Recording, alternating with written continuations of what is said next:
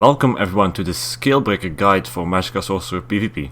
The structure of the guide is going to be about the same as in previous guides. I'll be talking about some general stuff first, some changes that they did in this patch. After that I'll be talking about the builds for this patch, then some honorable mentions. By that I mean some builds, some sets, some skills, etc. that I tried but ended up not using. And then a last section that I didn't have before is a bugs overview. Especially this patch, like there's a big amount of bugs, especially for the Magicka Sorcerer as well, so I decided to bring in this new section for it, so you know what to encounter, and if you can do something about it, I'll explain it there as well. Now, as always, the build links and the timestamps are going to be in the description. You can also find the builds on the Discord, and if you have any questions you can also go there and post them, or any ideas, just put them in the Discord there and I'll read it. So, for some general changes that they did in this patch, first of all, the magsorc is basically gone.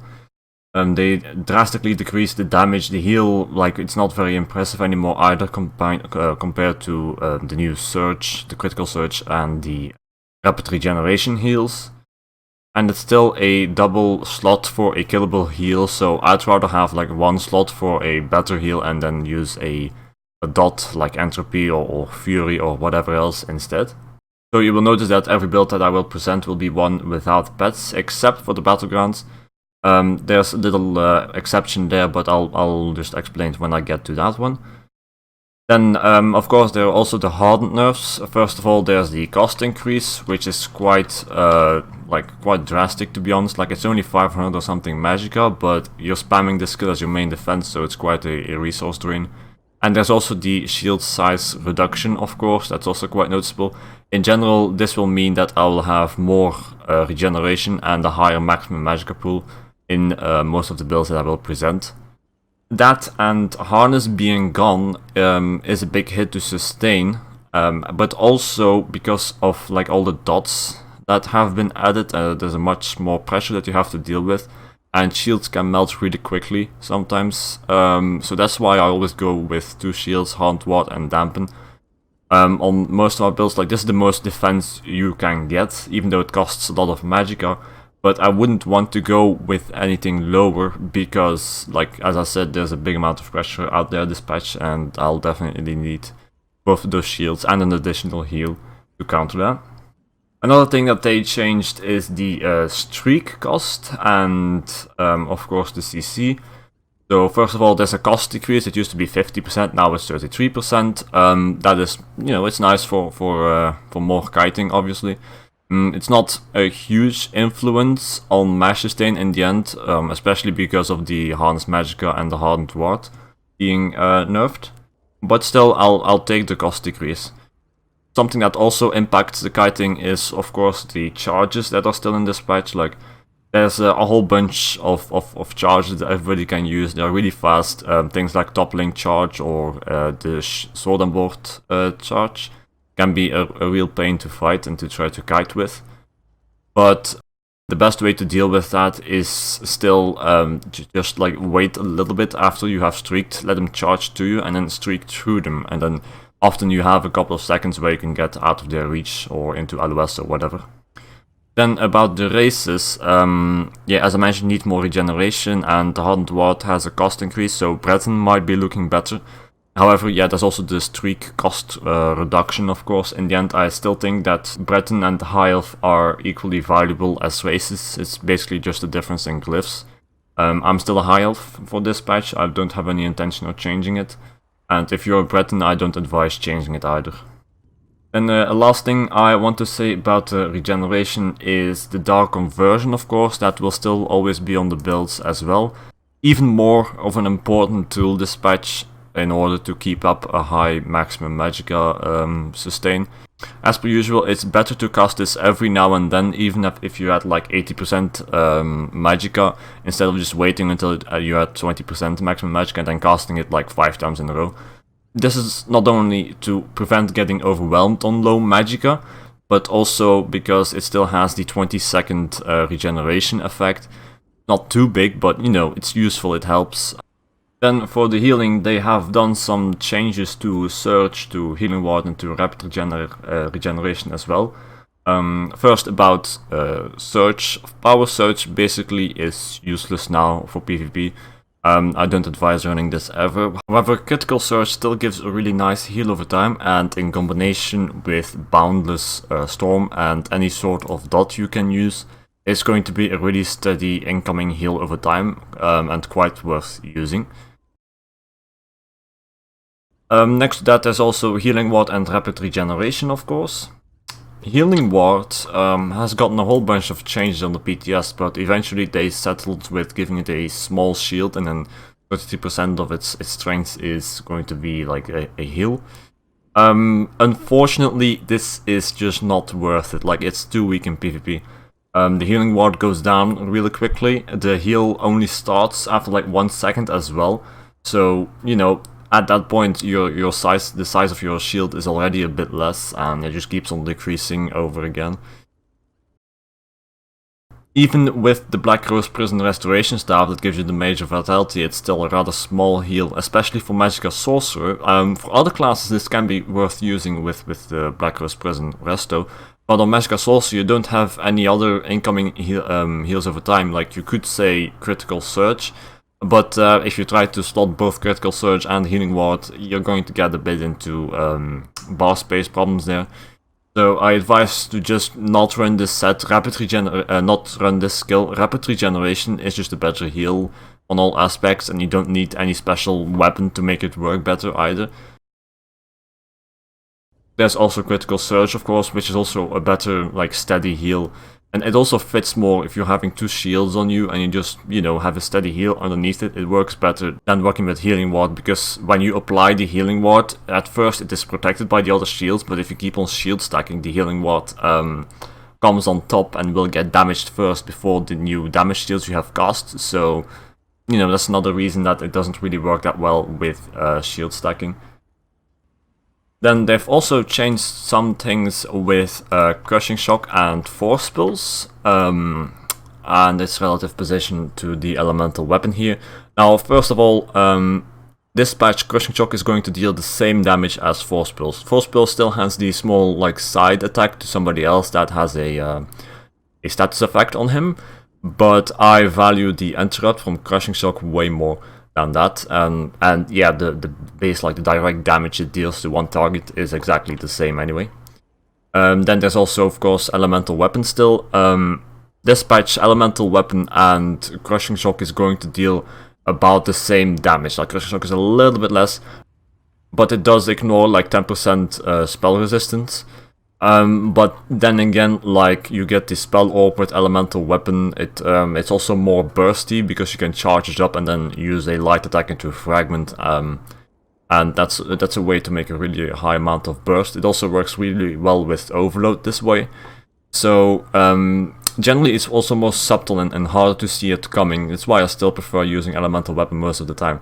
But Crushing Shock is definitely like a viable alternative if you don't want to use Elemental Weapon, or if you don't have it, like, just slot Crushing Shock. It's you know, it's benefits and drawbacks to each of them. And when I say drawbacks about Elemental Weapon, there's of course the problems that if your light attack's not hitting, your spam ball won't do anything either. While with Crushing Shock, that's different. Another noticeable thing is that you can block cast Crushing Shock, while you obviously, like, you cannot block cast light attacks. So you're not gonna have any spammable then. Which, you know, it's useful to sometimes to finish somebody up with a block casted Crushing Shock, and something you're not really able to do with Elemental Weapon. So then I usually do a roll cancel of it to finish somebody off instead of a block cancel with that. Now, for the builds, as I said before, the links are in the description if you just want to take a quick look at them, and the Discord as well. If there's any details I miss in explaining the builds right now, it's also all there on the links. You'll notice that every build that I have will use Streak as a CC. I think for open world, at the very least, this is the best option. Also for Battlegrounds, it's quite nice.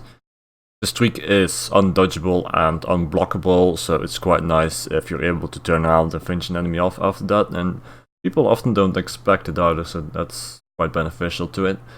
Now I do have to mention Cage, of course, as well as Destructive Touch, which are also options if you don't want to use Streak, because I often see like weaker sorcerers, let's say, using Streak and, well, failing at it quite a bit. So if you're not comfortable with using Streak as your main CC, you know, you have to consider something else. Cage and Destructive Touch are your options then. It's easier to use, but it also has a lower ceiling in terms of like what you can do with it, what number of players you can fight, etc. And I'm also looking at the consoles there, like how the camera turns there. It's pretty slow, and I get that might be like a big problem for using Streak. So also for people that are not able to use Streak on consoles, you're gonna have to go with Cage or Destructive Touch, I guess. And I'll mention it if you can slot either of those skills in the builds that are coming. So in general, 5 light, 1 medium, 1 heavy is still the best setup, despite the need for extra regeneration. I'd still take the extra health, stamina and Magicka over that. I'm also still not a vampire. DKs are still going to like make burnt toast out of you if you try to run vampire dispatch, so I do not advise running it in any situation. And the potions and the muntus are like different for every build. So let's start with the first build. That is 5 pieces of Crafty Alfiq, 5 pieces of Bright Rose Most to Bloodspawn, and it's with a Inferno Staff and a Sword and Board. You can also run a Restoration Staff instead of the Sword and Board if you like. However, this setup is definitely the most tanky that I have for this patch, and Sword and Board is a big deal with that, with the undo on the back bar, the extra trait, the extra maximum Magicka, creating a bigger shield. Let me actually show the stats with the food on as well. There we go. So you can see about 46.6k to 47k once I get the golden shield and everything on the back bar, creating quite big shields. I have 2 Tri-Stat enchants on this build. You can go for more if you want, the rest is all Magicka for me. This creates about 24k maximum health and 16k stamina, which is enough for me, but you know, you can drop more Magicka and put it into health and stamina this way. The shields I get with this setup are the largest and the strongest of any of the setups I will present. For the regeneration, you can see I have about 2k unbuffed regen, which is what I aim for in general. Like, it's pretty high, and then after that, it's just a matter of getting used to spamming conversion more. Like, for me, that's also an issue for this patch, of course. Like, I need to cast that conversion earlier and more. But if I do that and I go with the 2k unbuffed regen, it's quite fine. If you want, you can switch out a spell damage glyph to more regeneration. Right now I have 1.9k spell damage, which isn't super high, but I do have a high maximum Magicka pool, so in the end the damage is quite nice. I'm using Tri-Stat potions with this. I wouldn't advise trying to run only spell power potions. For two reasons. First of all, if you run Sword and Board, it's quite important to have Structured Entropy, which is going to give you the Major Sorcery. And secondly, you don't really have the stamp sustain to run spell power potions. That's why I stick with tripods all the time. Also, the instant heal from tripod, it's always nice. Can serve as a little burst heal every now and then. But the most of the healing, if you're running Sword and Board, will come from from Critical Surge, of course. This is going to give you a very steady heal with Boundless Storm and Structured Entropy. The most important thing to remember with this build is to have a good uptime on Structured Entropy, Boundless Storm and Critical Surge. If you do that, you're gonna have a steady heal and you will most likely be fine, whether it is for fighting or kiting or whatever.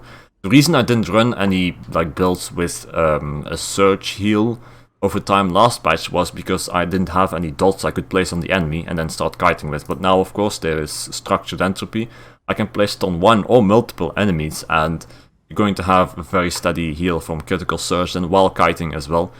Next to that, also the little heal every 2 seconds that this skill gives will stack if you put it on multiple people, so you know, it's quite beneficial this way. It's not too expensive either. And that's also the reason that I sometimes open up by casting multiple entropies on the enemies I face. And that way, like, not only do I have some pressure dispersed among the group, but it's also like a a guarantee of good healing for the coming 12 seconds. Now, because this build is so tanky, this is also the only one where you could consider dropping Dampened Magic. Even though I don't advise to do it, like shield stacking is still vastly superior to just using Hardened Ward over and over again. Because, well, yeah, if you use Hardened Ward, most of the time you're not going to refresh its full shield, so you're spending the same amount of Magicka, but only for, say, like a 7k shield, instead of the full potential of it. And if you spend the same Magicka on casting another shield with equal size on top of that, it's much more beneficial that way. But with this build, as I said, it's so tanky you can consider dropping Dampened Magic and going with Soul Trap instead.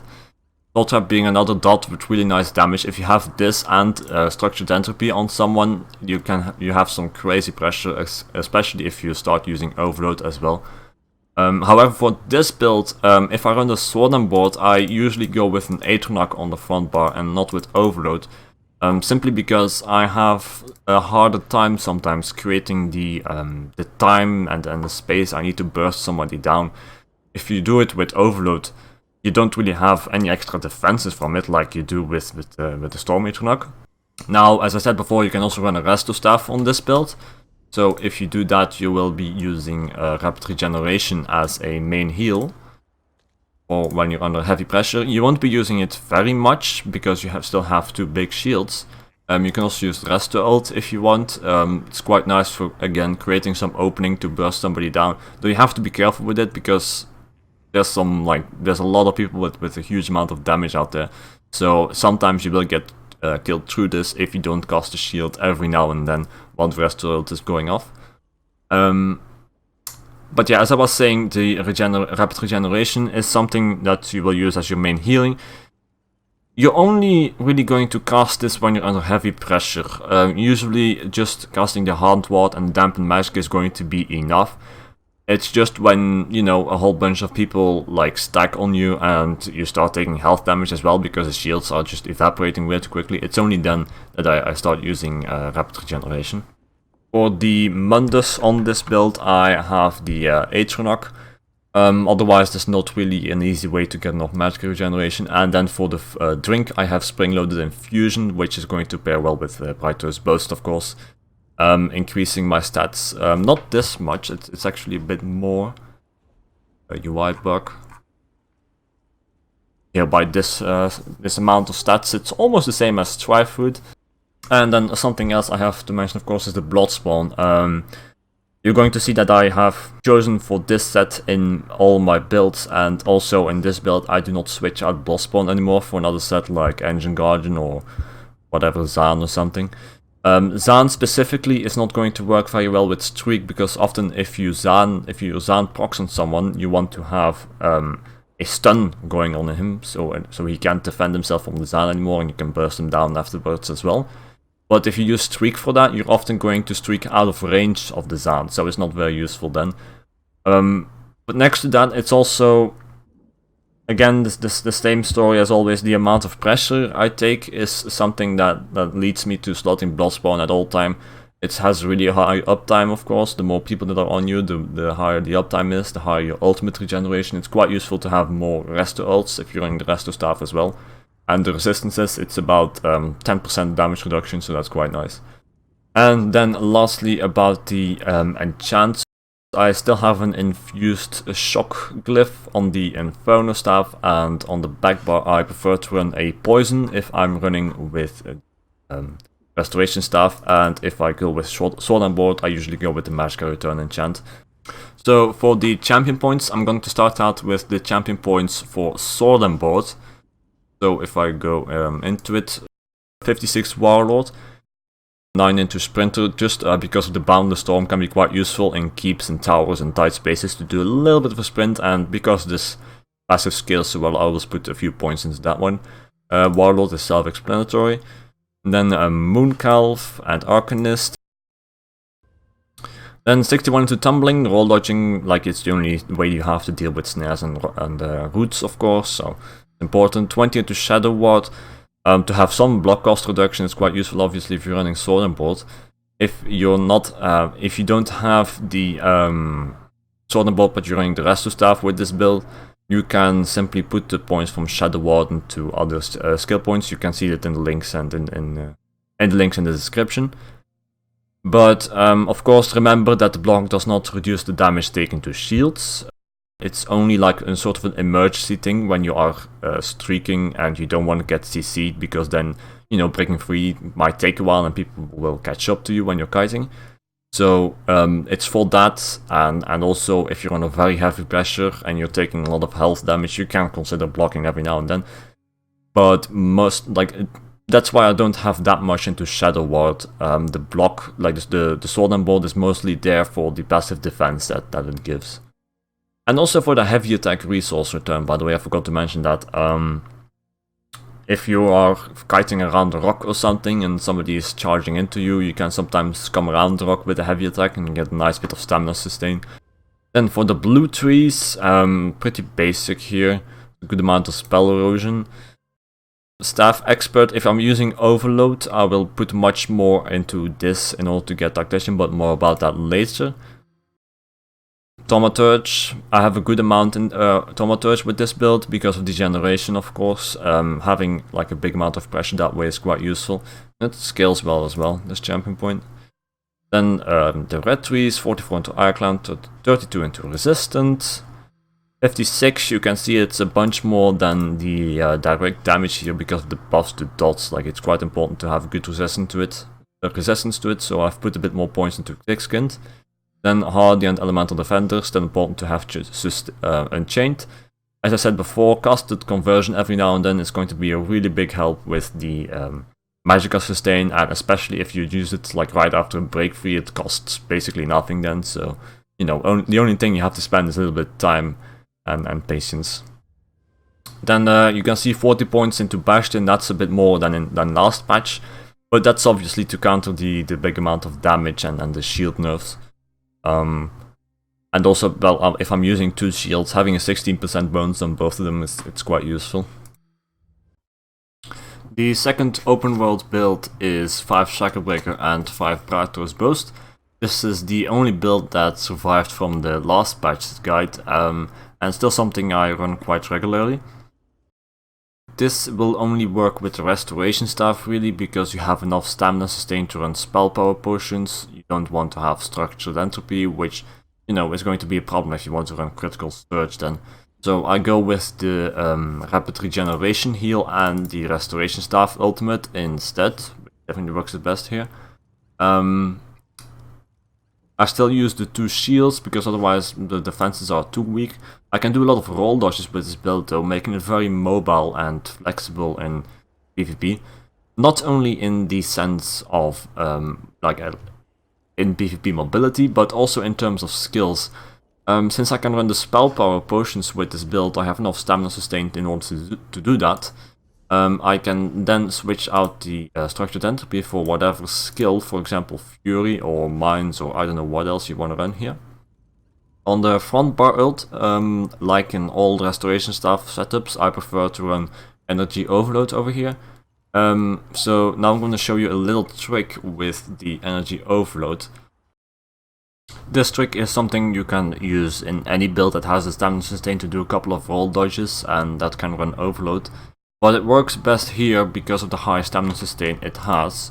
So as in last patch, I still have the Tactician passive over here. I've gotten a whole bunch of extra points into Staff Expert as well because it buffs Overload light attacks and heavy attacks. And this is where the trick begins. You have Tactician, which is going to put an enemy off balance after you do a roll dodge. Now the off balance is something I mostly use in combination with a medium charged Inferno Staff attack, so you get an extra CC, and it's something I still use in this build often because I roll dodge quite a bit with it. But next to that, off balance is also going to buff the damage of your heavy attacks by 70%, and that includes the overload heavy attacks. So what I go and do then is roll dodge an enemy while he is attacking me. Then he will be put off balance. I have my overload already up. I do a curse into streak through him to stun, and then the heavy overload. And this is like an enormous burst, especially for characters like Stamina 9 Blades that roll dodge a lot. This is a really like efficient way of taking them down, and a little trick that I can use, but it will only work really efficiently if I have a high stamina sustain pool, which is why I usually have this build for this trick.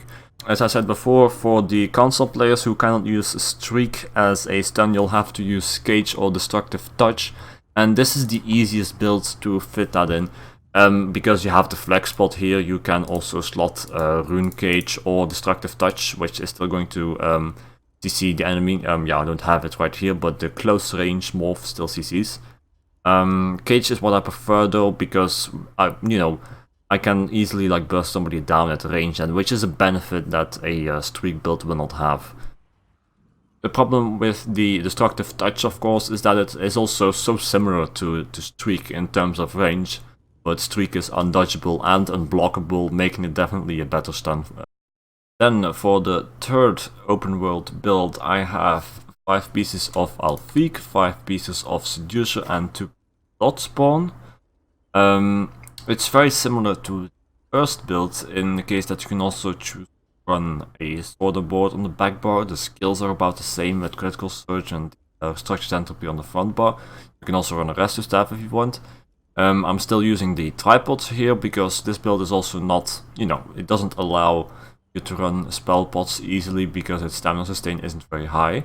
Seducer, of course, got a bit of a buff last patch. It's now 10%, and with the cost increase into the shields, that can be quite useful. On average, it's going to be a 300 cost reduction to skills, like on average. And if you cast a skill every second, that equals about 600 Magicka regeneration, which is quite strong.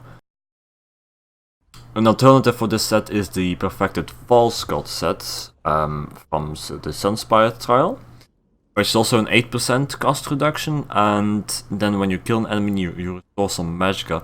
This last part here is definitely not to be underestimated because you don't actually need to have the killing blow on an enemy. Now the main reason I'm mentioning this build here is because it doesn't run Brighter's Boast or the Tri-Stat Drink. Right now I'm using normal Tri-Food, but this build is probably going to become the best when the new food comes out that they're adding with the Witches Festival, which is basically a buffed Tri-Food which has more stats and then gives about 500 health regeneration on top of it. When that comes out, this build is probably best in slot altogether.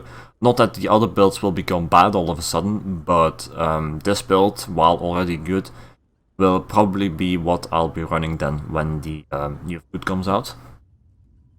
Now, as you have probably seen in the stats, the spell damage isn't too high. The maximum Magicka is still decently high, especially on the back bar, so I have large shields. But I do have one, like almost 1.9k Magicka recovery. As I said before, the Seducer bonus is really like a big buff to Magicka regeneration, so if you want, you can swap a Magicka regeneration glyph to a spell damage glyph if you feel like you need more damage out there. I'm running all Magicka glyphs except for one Triglyph, simply in order to get a decent health pool.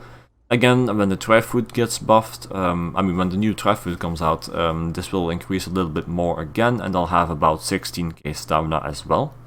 The CP to this setup is identical to the CP from the first Sword and Board setup with the Alfiq and Brighter's Boast, and you can also find it in the build links, of course. I am running the Mage Menace with this build because otherwise the Magicka is a little bit low and I'm a little bit too squishy then.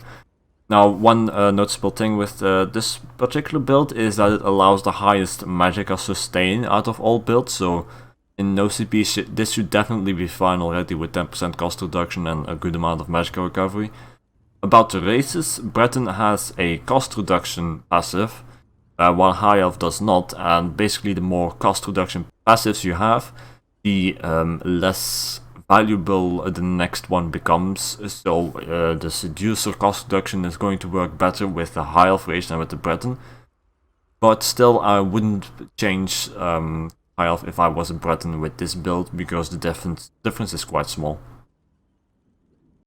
For the final build, I have the Battleground build, which is still mostly the same as in the last patch. It's still focused mostly on group gameplay in the higher MMR BGs. In lower MMR, you can just run any of the other builds adjusted for no CP. By that I mean you can just set another regeneration glyph, not much more you can do. But this one is not very fit for if you're just starting out with Battlegrounds. It's more directed at organized groups, high MMR gameplay. You can solo queue with it, I've done it as well, but you need to play with the group with this build. So it's still using heavy armor as in last patches, so 5 heavy armor and 2 light, with the Thorax Pact set and then the Necropotence set. I'm having a Inferno and an Ice Staff, now the Engine Guardian for the regeneration.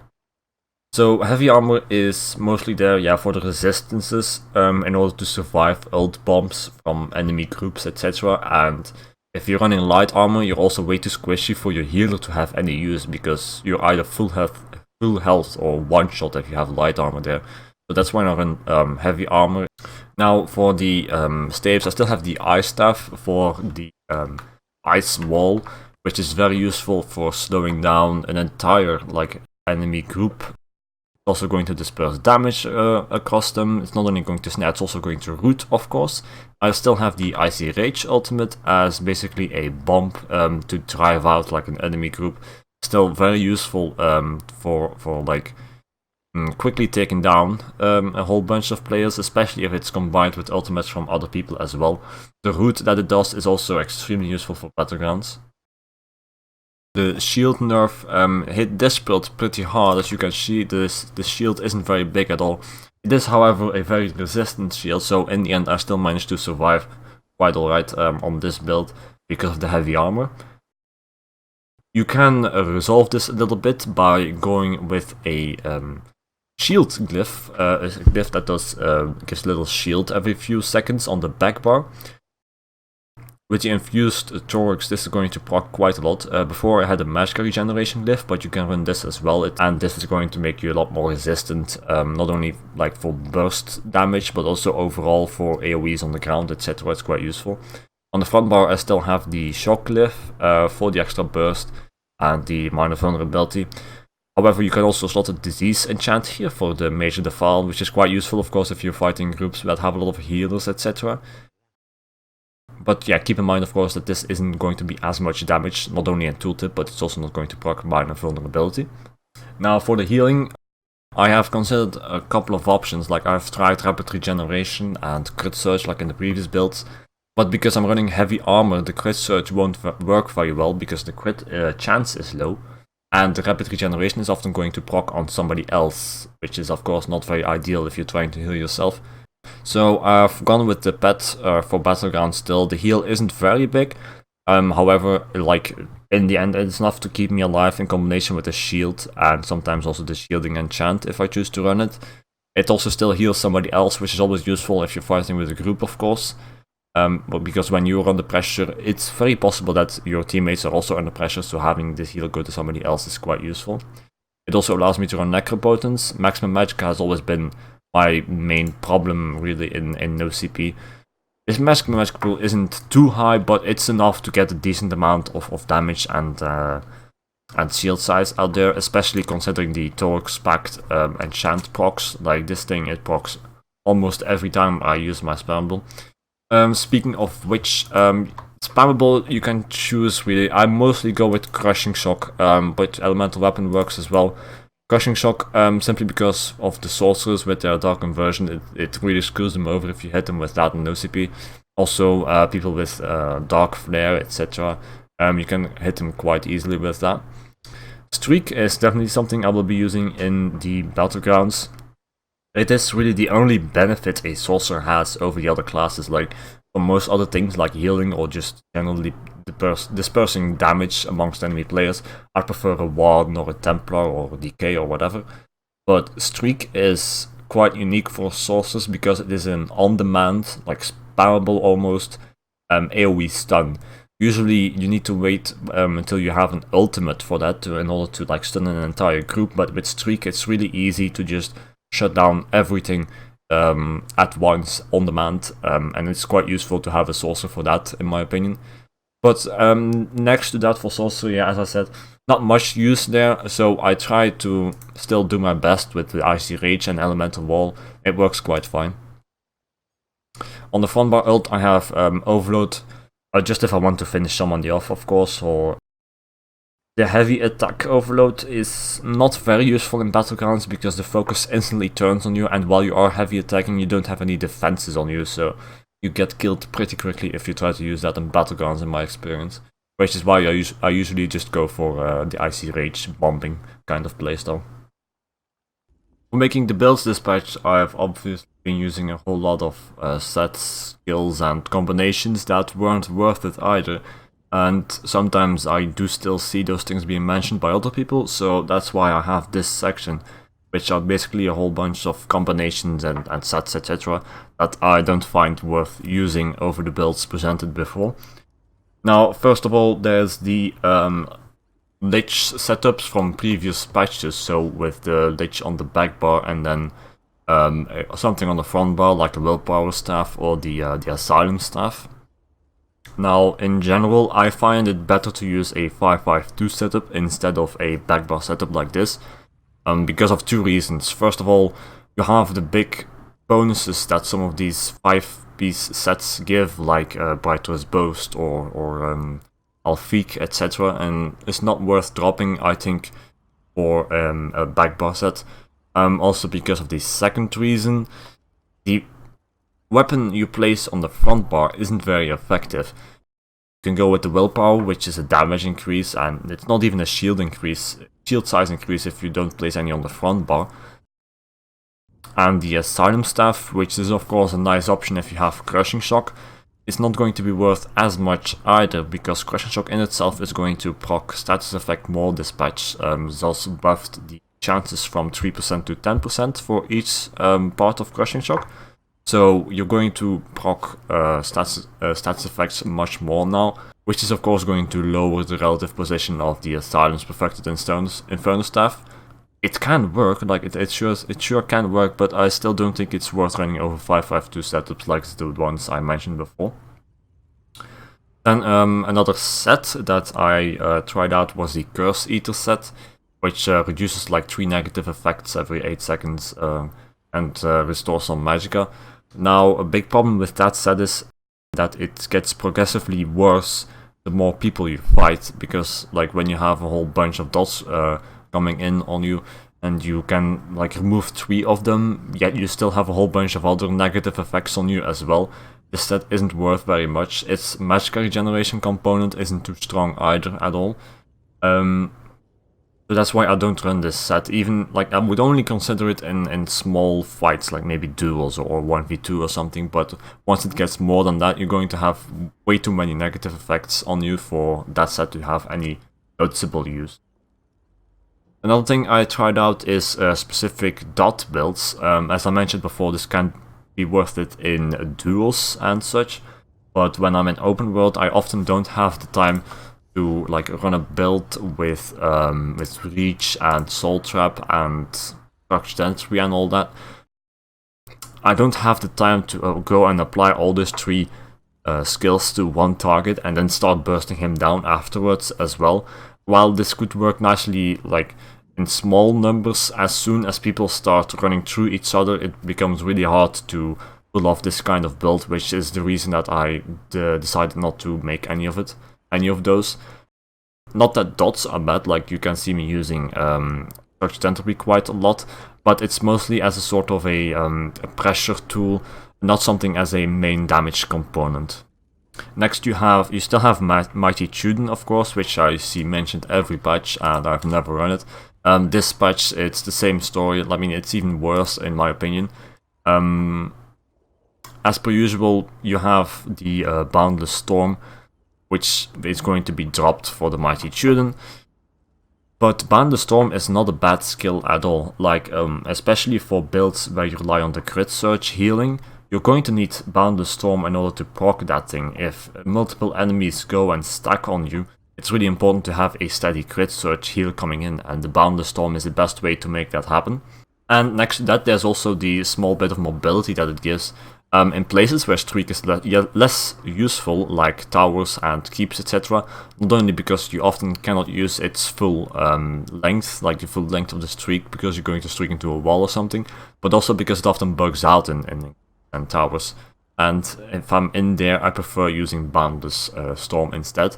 So first of all, you're dropping a good skill for this monster set and to slot something else, I don't know, whatever else you want to slot. But it's also a problem because you still don't have anything more than just Major Ward and Major Resolve. I know this thing also grants like 3k resistances next to that, but it's not enough for me. I would rather just take Bloodspawn and have all that ult regeneration and much more resistances than just Major Ward and Major Resolve. Again, because of all the pressure that there is around this patch, I don't really drop Bloodspawn for anything else anymore, because it's just so important to have some resistances on those shields. The Maelstrom Restoration stuff, yeah, I mean, this gives some magic regeneration, but it has two problems. First of all, it's not very much, like even if it takes twice in one rapid regeneration cost, it's still not even going to return its cost, so it's not a lot of Magicka. But the bigger problem with this skill, with this staff, is that your rapid regeneration uptime, if you run it, isn't high at all. And that means that you won't be seeing the bonus from this set proccing much either. Usually if you are on the defense, you're going to cast your shields, and only in like emergency situations, because you don't really want to take any damage to your health. So only in like emergency situations you're going to run, you're going to cast rapid regeneration. That's the only time that this staff is going to have any use, which is just not much at all. Now for the last section of this guide, there's the bugs, of course. I'm just going to go through all the bugs, like the important bugs that I know of with Sorcerer, and explain if there's something you can do about it.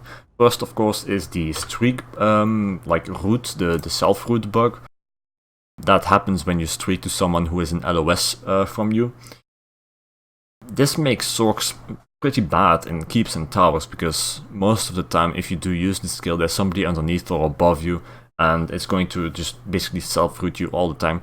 And that's also the reason I don't fight in keeps or towers very much at all. Like when I do find myself in a fight there, my main goal is to simply kite some people outside of the keep, and I go outside of the keep as quickly as possible as well. I don't try to fight in it, because I know in the end this streak bug is going to happen and it's going to screw me over. There's something beneficial about this streak bug though, so to speak, it kind of lessens the pain a little bit, and that is that it's very predictable. It's often quite obviously if somebody is like hiding behind a tree from you, like if you try to streak past him like along the side of that tree, like I often know to stop myself then, and like because I know that I'm going to get a streak bug. So in the end I don't have it that much anymore these days, just because it is so predictable and I don't fight and keep much at all. Now, of course, for those that want to run Cage or Destructive Touch instead of the streak bug, can go with Ball of Lightning instead. But yeah, I mean, Ball of Lightning is still bugged as well. That's been going on for a while too. If you cast multiple ones in a row, they don't catch any projectiles anymore. So you gotta be careful while kiting to either cast it so many times that you are far away, or just cast it once and then another time but after that, because if you just spam it like twice in a row, people that are casting projectiles at you are still going to hit you, which is obviously completely negates the use of this Ball of Lightning. Then you still have the shield bugs as well, of course, which have been a problem for a couple of patches now, and looks like they're not going to fix it anytime soon. This bug is very unpredictable, and when it happens, you're pretty screwed. There's nothing you can do about it to prevent it or to deal with it. You can try other shields, you can try to roll dodge or whatever, but in general, by the time you figured out you're having a shield bug, it's often already too late. So, you know, I'm just letting you know this big bug is in the game, and you're probably going to get screwed by it if you're going to play Sorc, even if you don't realize it. Then Overload has a couple of bugs as well.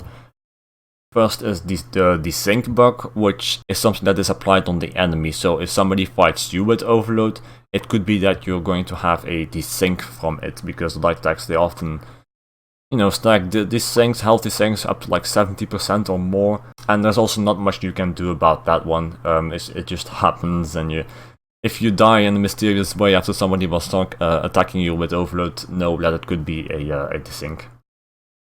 Then the other bug with Overload is the light attack bug, where after you've been casting some other skills or you swap bars, or it's pretty random as well, the Overload just stops working. You cannot light attack anymore, and the only way to stop that is by going out of the Overload and activating it again.